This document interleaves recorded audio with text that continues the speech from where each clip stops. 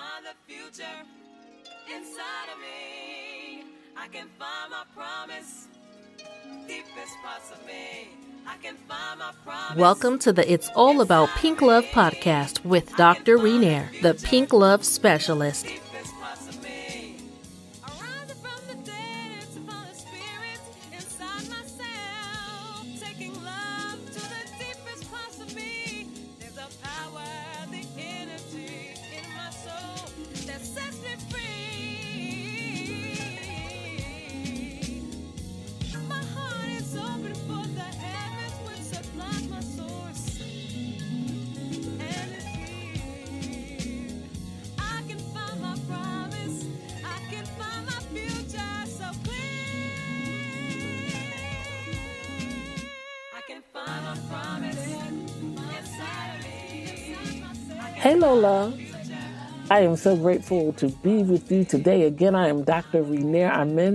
I am a relationship wellness coach as well as a faith-based trauma advocate and educator.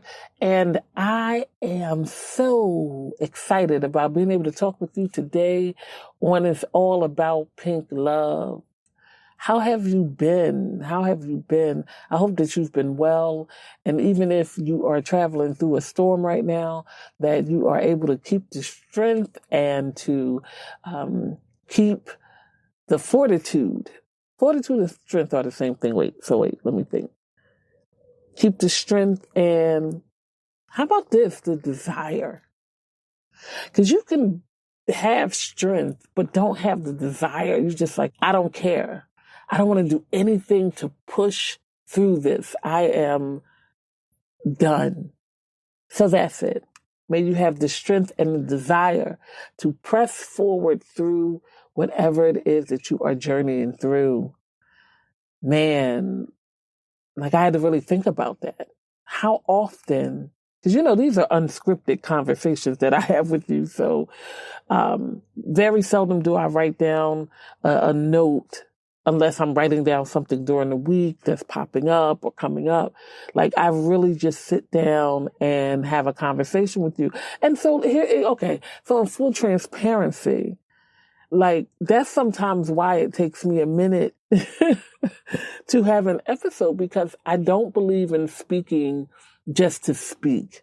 I believe in speaking with some, kind of intention. So a lot of times I'm waiting for the opportunity to know what the message is that I'm to bring forth for that week. I guess that's, part of, still part of the ministry part of me. Because if this is your first time listening, I was in like pulpit ministry for about 5 years. And, I left ministry in 2015 as far as in the church. So, I consider all of this part of my ministry.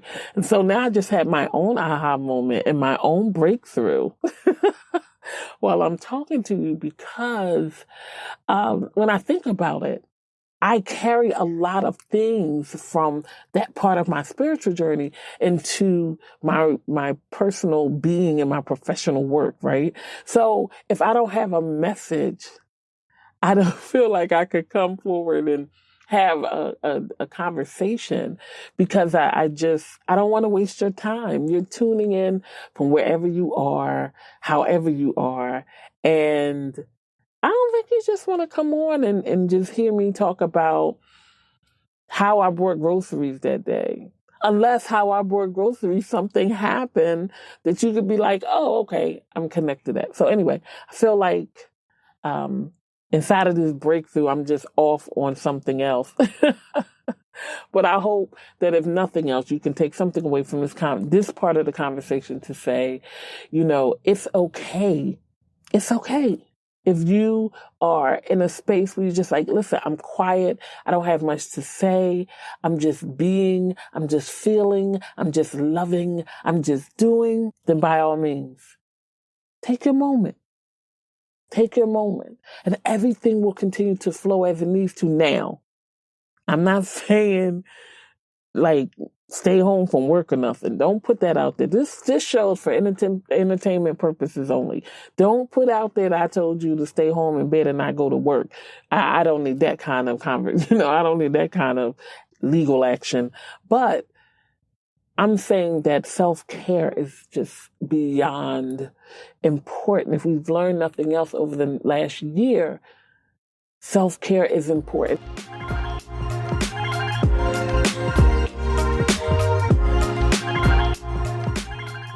And speaking of what we've learned over the last year, so there are elements of the world that are opening up. People are getting vaccines. Some businesses have started like a hybrid thing where they're coming in a day or two here or staying home. People are going out here in New York City. The bars and restaurants and stuff have now been able to stay open to midnight. And considering that they weren't open at all, that's a whole increase of percentage. But I'm hearing people talk about what they didn't get to do, or kind of shaming people if they didn't get to use this past year in some way that catapulted their life into a different direction. So to the people that's doing that, that's making it seem like, oh, if you ain't used the last, year to get yourself a business, or you didn't level up, or you did, I'm going to tell you right now, 2 words. Stop it. Stop it. Stop it. See, when it was in the midst of it, people were having a little bit more compassion, even though there were people out there that were still dialoguing from a place of, oh, if you haven't started a business during this time, or if you haven't gone back to school during this time, or whatever things were saying, they were like memes and everything about people and their level of productivity. Back then, there were some people that would just like pause on it, like, okay, well, I'm in the midst of something right now. I understand that. I don't have to do anything I don't want to do. I'm not paying that any attention. And there were some people that took it to heart, made them feel like they had to be doing something. So they started doing things that they didn't really want to do. They just wanted to really sit and be with what was happening. And so for someone like myself, for 7 months, I was stuck. It was affecting my family. Corona was affecting my friends. I was in the midst of recovering from surgery, so I was definitely compromised. So for 3 months, I almost didn't leave the house. And I understand what a privilege that was, to have, support in my life, that I did not have to leave the house because they wanted to make sure that I was good. I think the most I did was go up to the rooftop and, just get some air and some sun. But that was it. So I remember thinking to myself, oh my gosh, I'm not doing anything, and all my colleagues were around me and they were doing things and people were doing a lot of things. And I just was like, well, what about me? Like I saw something was wrong with me. Well, there wasn't. Because when I was able to process through my grief, my thoughts, my feelings, because there was so much happening in the world, it was just a lot. When I processed through all of that, then I was up and moving. I was going. I was, back to work, back to figuring out some things. I had lost my job. There were several things that happened during that time that I was still basically trying to breathe. I was simply trying to breathe. So when I think about, when I hear people do that and say that, and it's like, stop it. Some people were just pressing through as much as they could. And on the other side of you were one of those people that did not maneuver or progress the way that people are insinuating you should have used the time. For those that were still working, our essential workers and people whose jobs wouldn't let them off, they still had to show up every day. I say thank you. And at the same time, I say, so there are elements of the world you don't you did what you needed to do during that time. Like, don't allow people that are external to you to influence you with their words in such a way about something you should or should not or could have done over this past year. I saw some post about people who didn't get sick during this time or might have put on, what we began to call COVID weight or anything else, to the people that like look at you and be like, oh, you picked up a few pounds. Oh, I see that COVID got you, all that. So let your response be so. Because one of the things I'm going to be fully 100% honest. Well, I remember as the pandemic was progressing and I was watching the world from a certain place and being up here in New York City, it was a lot happening here. Like, we were like the focal point for the entire country, maybe even the world, on how devastating it was rolling through here. We were like in the midst of a lot of controversy because we were, our government was having issues with the federal government, our local government was having issues with the federal government. People during this time were like leaving here in it was just unbelievable. The whole experience. Sometimes I still feel like I was in a Netflix movie. I just don't know. Like, it was just a lot. So when I play back just this idea of what people are identifying as not as wasting time. How do you waste the time when you're just healing? I don't think there's really a time of wasting when it relates to healing. And so I really thought that there was a deeper level of compassion that was happening. And it was, for the most part, like, there was a deeper level of compassion happening. And then all of a sudden, I believe with the tide of what was happening around us, as far as the political realm, what was happening around us in the area of social justice and racism and all of the horrific killings that were and still are happening, there was a lot of nonsense, anger, bitterness, disappointment, resentment, plain old fury that was hitting the atmosphere at the same time as the sadness, compassion, love, care, generosity that was uprising during the corona pandemic. And I do get that and I'm not saying during it's over. I'm just saying at the height of it. Right. And so when I didn't realize that the cloud of negativity, the cloud of reality. Let me use that because I don't want to say negativity, because what was happening wasn't just about being negative. It was what was our reality.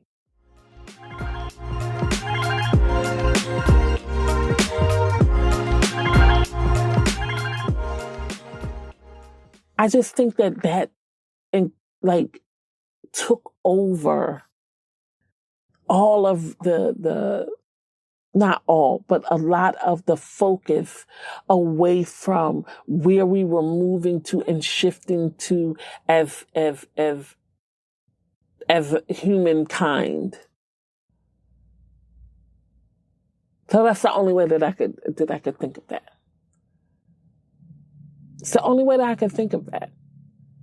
Because what I'm now witnessing as things are just opening up just a little bit, and there is this conversation around normalcy, although I do not believe we will ever return to this space of quote unquote normal. that we were pre-pandemic. And let me be perfectly honest with you.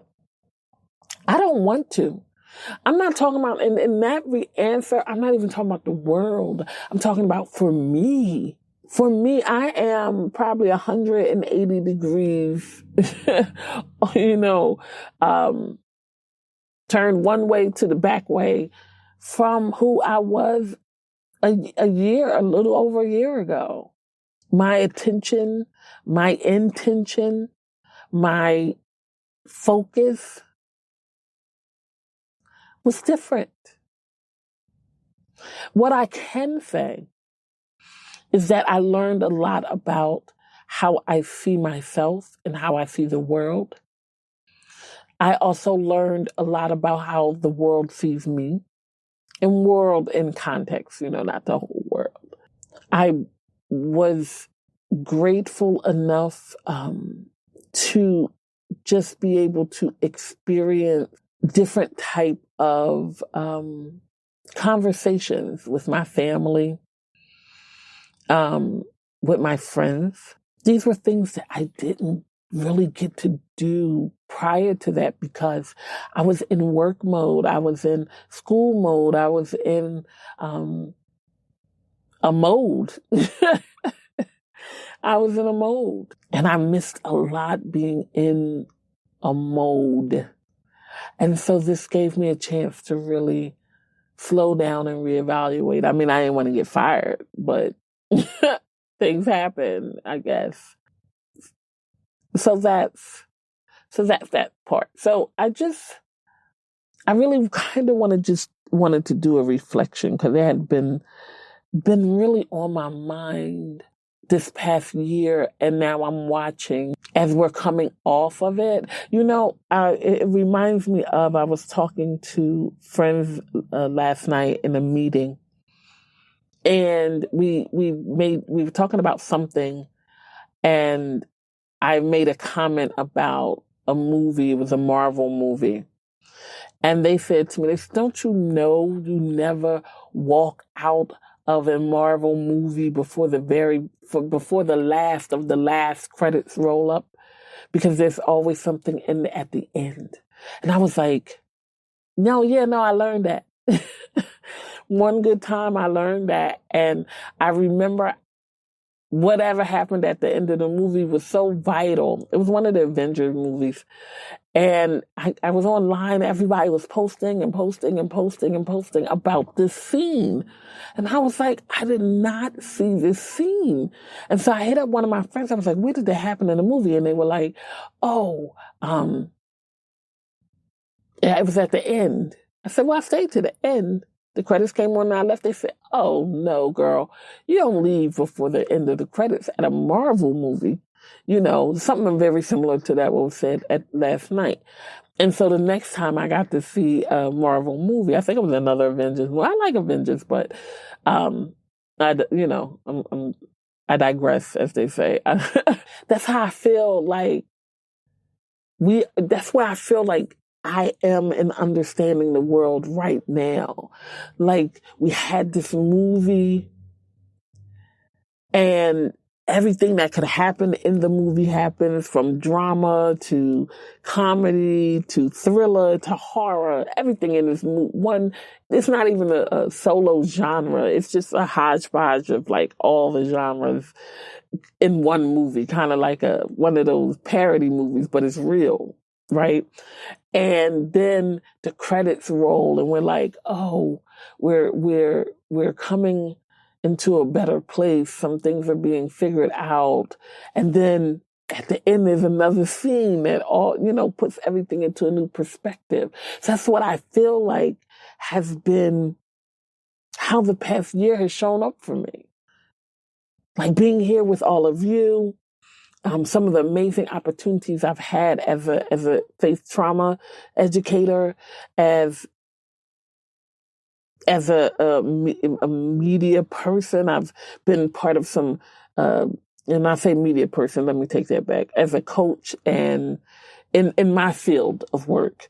I've been able to be part of some amazing panels, engage in some dynamic conversations, be part of some serious projects. But the biggest thing, again, was understanding that I didn't owe anybody any answer for what I did or did not do during this time.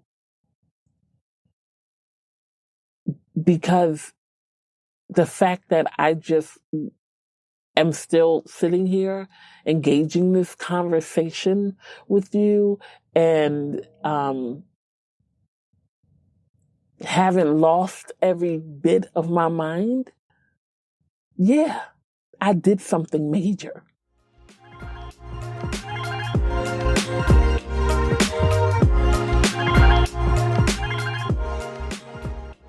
And so that's how I wanted to have this conversation with you. Like, if you're listening and you feel like, oh, I could have really, looking back, because, hindsight, right?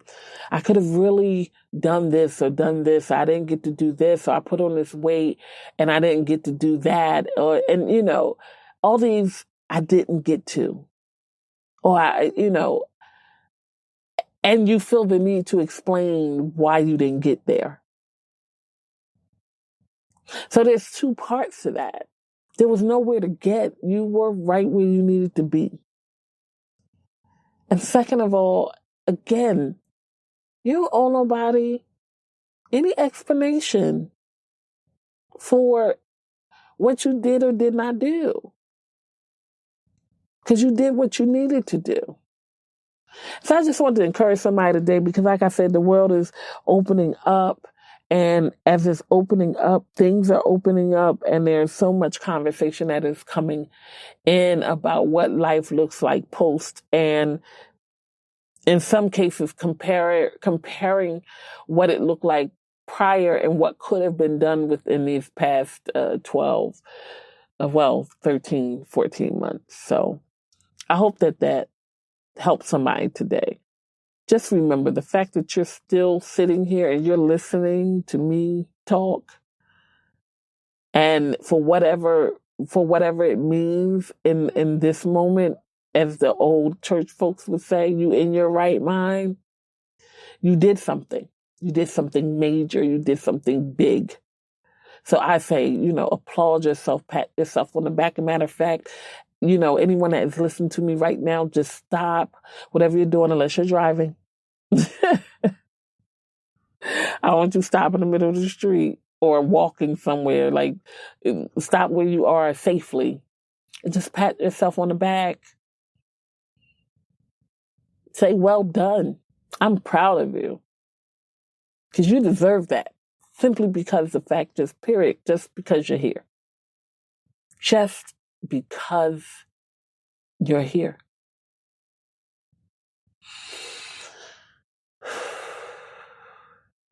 I had to exhale on that. Well, on that note, our time, I try not to keep you longer than 30 minutes. I'm sure you don't want to just hear me just talking off the top of my head for an hour, but thank you. Thank you for tuning in, and thank you for tuning in. And if you get some time on a Tuesday, you can stop by Society X, their educational platform. I teach a free class on Tuesdays at 1:00 about creating better relationships in your life. I'm also starting a new class called All Things Intimate. All Things Intimate. We'll be talking about that. It's a class for women. And yeah, we're talking about all things intimate. And you can find me in other projects and other things that are going on. I have, I think I talked to you about it last week, a new podcast that I'm doing with a sister friend of mine in a couple of months. And again, it'll come into my off season from you. So you won't feel like, you're getting 2 cups of Renair. You can just, get 1 cup of the good doc. You know what I'm saying? Anyway, so I thank you for your time. I pray that as you move into this next week, that you are able to step into the power of who you are and all that you've accomplished by still making it to this point and being here and showing up today, regardless of how you feel, regardless of how you felt. You are still here, and that is a blessing. So I will talk to you soon. I will talk to you soon. And in the meantime and in between time, be loved and be blessed. Thank you for joining Dr. Renair today. For ways to stay connected, please visit www.pinklovewellness.com. You can also follow her on social media. She is Renair Amen everywhere.